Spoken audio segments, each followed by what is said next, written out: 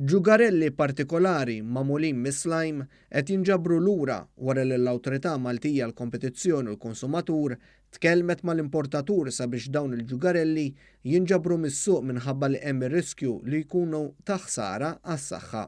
Dan huwa riżultat ta' riċerka intensiva mill-Uffiċċju tal-Konsumatur fejn sar magħruf li dan il-prodott fih ammont kbir ta' kimika imsejħa boron. One News tkellem mal-inġinier fih dan id-Direttorat tas Sorveljanza tas-Suq Xarlo Grima li spjega li tul l-2017 dan id-direttorat għamel testijiet fuq diversi oġġetti fosthom fuq muturi, hoverboards, batteriji, chargers u ġugarelli fost oħrajn. Fil-każ tal-slime toy irriżulta li wieħed mill-slime toys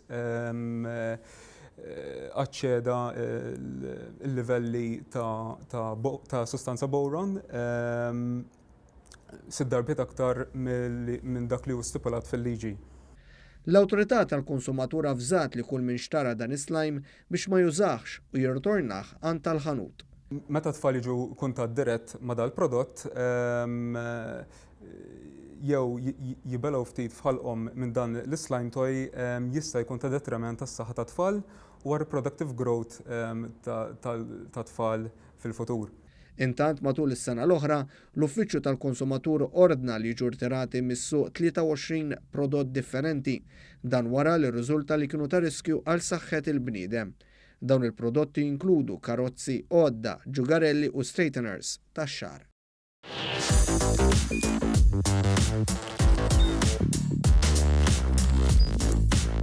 Idħol fuq one.com.mt u hemmhekk tista' tara l-programmi kollha li jxandru fuq One permezz ta' One Play.